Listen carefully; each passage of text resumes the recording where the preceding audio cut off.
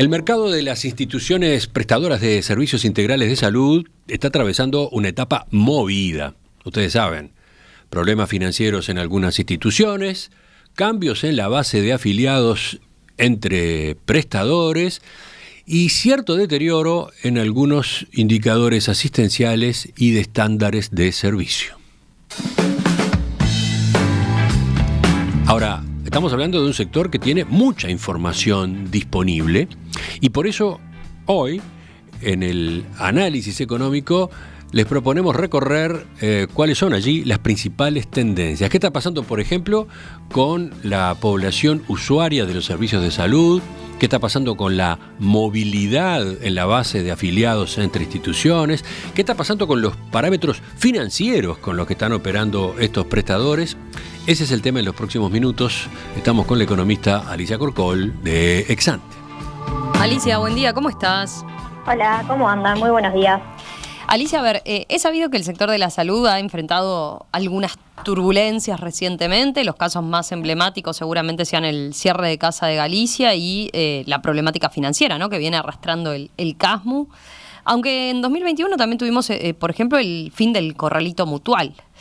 En este sentido, Emiliano recién adelantaba que es un sector, claro, con mucha información disponible públicamente, que vale la pena explotar seguramente. Así que, ¿te parece que comencemos ubicando los grandes números del sistema? Me refiero, por ejemplo, a cuál es el tamaño de la población que se atiende con cada tipo de prestador y cómo eso ha cambiado, por ejemplo, frente a la situación prepandemia. Bien, sí, es cierto que es un sector con gran disponibilidad de información. Para esta primera pregunta que me haces, me voy a basar en lo que es la encuesta continua a hogares del INE, que pregunta específicamente por el acceso a servicios de salud y lo hace también por tipo de prestador.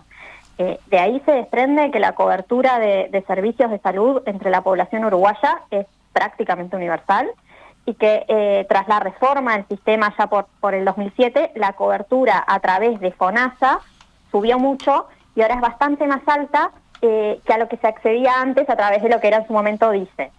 Concretamente, la cobertura pasó de apenas algo más que un 20% en ese entonces a casi un 70% ya en 2014. Después subió un poco más y desde entonces se ha tendido a estabilizar ahí en el entorno de un 72-73% de cobertura a través de FONASA. Y las instituciones de asistencia médica colectiva, que en adelante me voy a referir a ellas como las IAMS o mutualistas, aunque estrictamente no todas operen bajo lo que es el modelo tradicional del mutualismo, tienen evidentemente un rol central en el sistema, tienen más de 2.100.000 usuarios según los últimos datos. Uh-huh. Alicia, ¿y ese número de personas que se atienden en el sistema mutual ha subido o se ha mantenido más bien estable? Ahora me cambio de fuente, voy a usar lo que son los datos del SINADI y el Ministerio, que permiten abrir además por institución lo que es la población usuaria de las IAMS. Viene como teniendo oscilaciones entre años, pero diría que en los últimos 5 años, de septiembre de 2019 a septiembre de 2024, creció en unas 30.000 personas, subió, que es un aumento acumulado de un 1%. Para comparar con otros prestadores del sistema, el crecimiento en lo que es la población usuaria de servicios de ACE, por ejemplo, fue más intenso, fue de 8% frente a 2019, que son unas 100.000 personas más. Y luego lo que son los seguros privados, el aumento en el número absoluto de afiliados fue más bajo, fue de 20.000 personas en el periodo, pero en términos porcentuales, obviamente por partir de una base que es mucho más chica, eso supuso una suba, la verdad, muy relevante, es una suba de 20% casi. No tenemos información que explique estas dinámicas de movimientos entre un tipo y otro de prestador. El crecimiento en lo que es la base de usuarios de ACE puede que llame la atención, dado el aumento del empleo que hubo en todo ese periodo, pero hay que tener presente que los nuevos puestos de trabajo que se crearon fueron mayormente o en mayor proporción de baja remuneración. Entonces, aunque la cobertura de FONASA permite atenderse en IAMS, hay algunos costos adicionales como los tickets, como las órdenes, que las mutualistas son más altos que en la salud pública, y eso pudo haber llevado a varios, sobre todo en algunos segmentos, a optar por ACE pese a tener cobertura de FONASA. Uh-huh. Bien, está claro, Alicia. Ahora, al mismo tiempo de estas cifras se observa un mayor peso en lo que son los seguros privados en el sistema, ¿no? ¿Tienen alguna hipótesis de qué es lo que está detrás en ese caso? Sí, Sí, correcto, es así. Los seguros privados integrales siguen teniendo un rol minoritario en lo que es el sistema porque concentran solo un 3% del total de todos los afiliados a alguna institución privada, ya sea IAM o seguro. Sí, digámosle mutualistas, si te parece, Alicia, Dale. porque para los oyentes puede dar lugar a confusión. Puede ser más fácil, perfecto, Sí.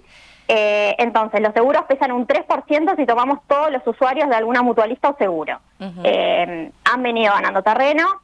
Incluso se está dando un fenómeno que es que hay una cantidad no despreciable de personas que viven en el interior, pero que igual se atienden seguros privados, aun cuando sus servicios se brindan esencialmente en Montevideo. No podemos saber de vuelta con certeza cuáles son las causas de este mayor peso de seguros privados. Probablemente sea algo que responda a muchas causas en simultáneo. Sin embargo, ahí como para poder esbozar alguna explicación, nosotros en Exante hicimos recientemente un informe para varios de nuestros clientes en el sector de la salud, y ahí sistematizamos mucha información y nos puede dar como alguna línea. Por un lado, la mayoría de los usuarios de los seguros privados pertenecen, como es sabido, a los segmentos de mayores ingresos. Alrededor de un 85% de su base de usuarios proviene justamente del quintil de ingresos más altos, y después otro 10% del quintil 4, que es como el siguiente en materia de ingresos. Si bien decía recién, en el último par de años, una parte importante del crecimiento del empleo se dio en puestos de remuneraciones más bien bajas, también es cierto que en estos años post-pandemia el aumento de la masa de ingresos estuvo más bien volcada a hogares de mayores recursos. Entonces, hace sentido que haya crecido más lo que es la demanda de este tipo de servicios como los seguros de salud. Además, tras la pandemia, a nivel global en general hubo un mayor interés por los seguros de salud. Mira. Los sistemas evidentemente varían entre países, es difícil comparar, pero lo que pasó en Uruguay parece de alguna forma alinearse con esa tendencia internacional. ¿También puede haber algún descontento con la calidad del servicio de las mutualistas? Bueno, podría ser, no querría entrar en esa polémica, está claro además que no somos especialistas en estos temas. Sin embargo, en este informe Exante que te comentaba, que sistematizamos también distintos indicadores de estos asistenciales, vemos que hay una gran disparidad entre instituciones, pero que los seguros privados en general sí muestran un mejor desempeño que las mutualistas en casi todas las dimensiones que se relevan, especialmente en cuanto a lo que es servicios de diagnóstico, por ejemplo, esto es más exámenes de laboratorio o más estudios de ecografía o de resonancia por afiliados, los seguros, con relación a las mutualistas. Esto igual también es esperable, dado que atenderse en un seguro privado tiene mayor costo para el usuario, tiene en contrapartida, hace también un mayor uso y exige más celeridad en la atención. Alicia, a ver, recalcaste de todos modos que hay diferencias grandes por institución, ¿no? ¿Cómo se vio esto reflejado en la población afiliada a las distintas mutualistas? ¿O qué matices hay dentro de los propios seguros privados? Sí, hubo movimientos efectivamente importantes entre instituciones. Dentro de las mutualistas, CASMU perdió afiliados, mientras que Círculo Católico, Hospital Evangélico, Asistencial Médica Maldonado, todas crecieron. Las primeras dos que decía, absorbiendo en gran medida socios de Casa de Galicia, y la tercera, Asistencial Médica, de alguna forma reflejando lo que fue la migración también en el interior del país hacia Maldonado que hubo después de la pandemia. Contra 2019 también aumentó lo que es la base de usuarios de la Asociación Española o de Médica Uruguaya, ambas desde una base que ya, digamos, era muy grande en ese momento previo. Con todo esto cambió lo que es el ranking entre prestadores privados frente al 2019. Médica Uruguaya sigue primera con un 14% de los usuarios que se atienden o con una mutualista o con un seguro, pero la Asociación Española, por ejemplo, superó al CASMU, quedó segunda con casi un 9% del total, CASMU quedó con un 8%. Le siguen SMI, Círculo Católico, tienen un 5% cada una, y después las demás mutualistas no superan ninguno ese umbral de 5%. Entre los seguros privados, en cambio, todos crecieron en esta comparación con relación al 2019, salvo Medicare, que es el prestador más chico del sistema, tiene una base de 1.200 afiliados, y dentro de los seguros, Hospital Británico y MP ahora están casi empatados con un peso de un 1,5% en el total de afiliados cada uno. Bien, entendido. Pasemos ahora a la mirada financiera. ¿Qué tipo de información hay disponible en ese sentido? Porque han sido desafiantes para algunos prestadores desde esta perspectiva, ¿no? Han sido años desafiantes. Sí, sin duda. Lo bueno también es que es un sector con amplia disponibilidad de información. Los estados financieros de las mutualistas y de los seguros privados en realidad se publican periódicamente, lo que nos permite ir evaluando lo que es la situación económica.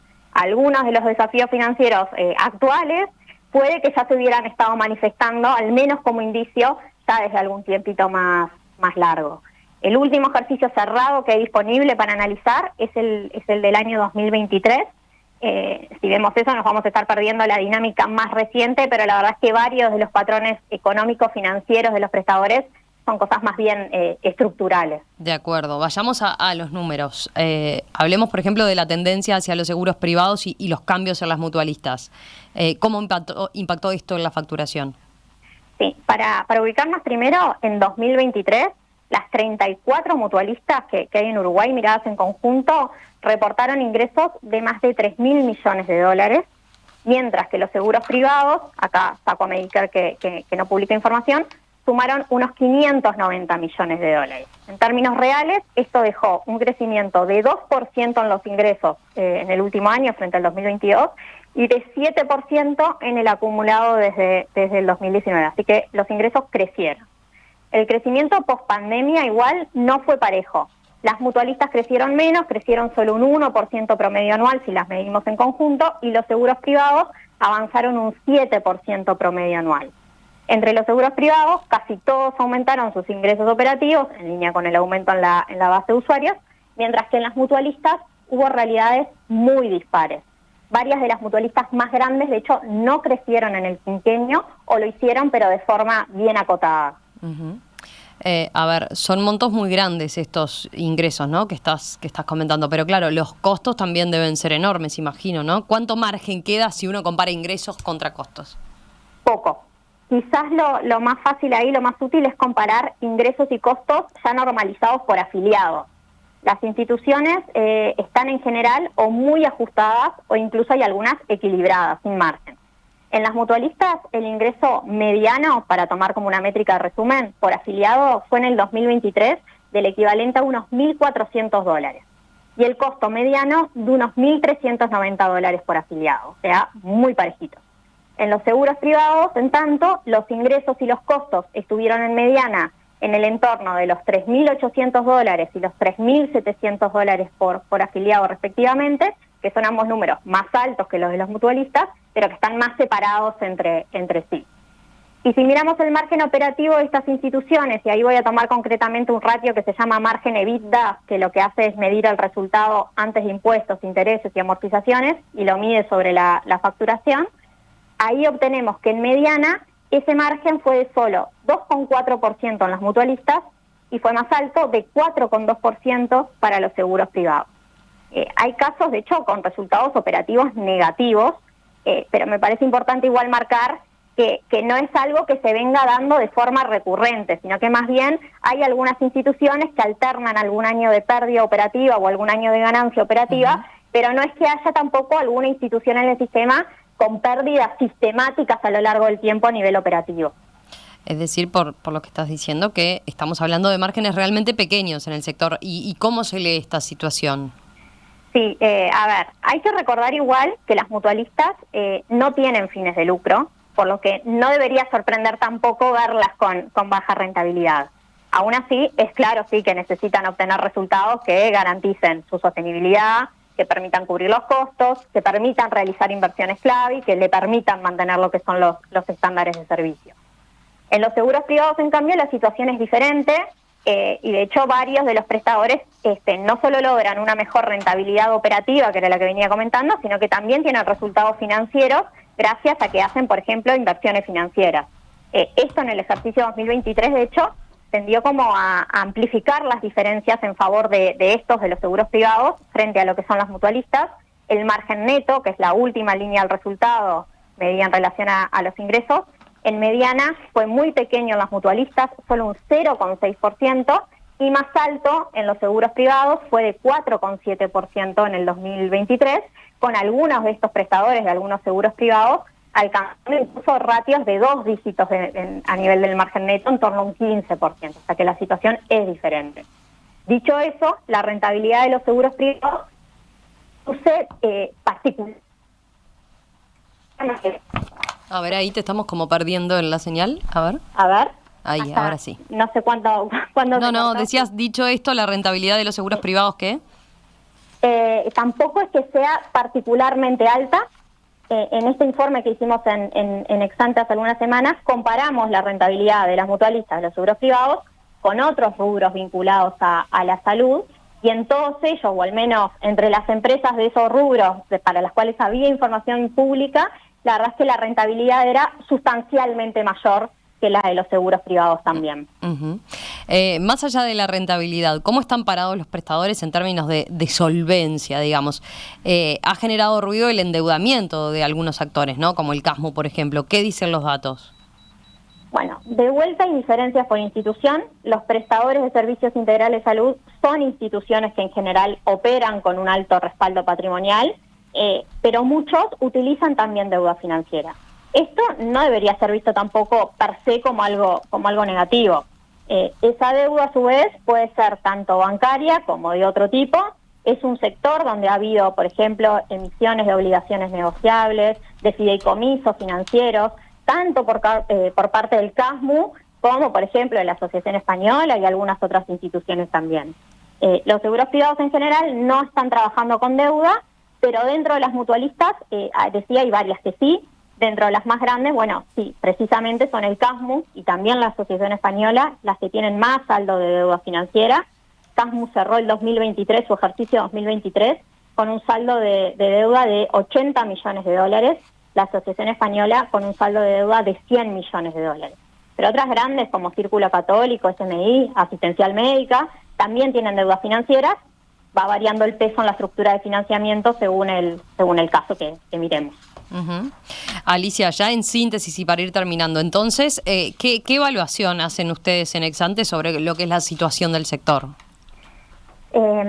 Diría, en definitiva, que es claro que el sistema de salud enfrenta desafíos y que, como decía, las situaciones son bien heterogéneas por prestador. Se le pone más atención al desempeño económico-financiero de estas instituciones cuando empiezan como a acaparar los titulares, como ahora que está bien latente todo el tema del CASMU, institución que viene arrastrando varios años con un patrimonio negativo. Incluso las posibles soluciones que se vienen planteando también levantan controversias, por ejemplo, cuál es el rol que tiene que tener el Estado en estos casos.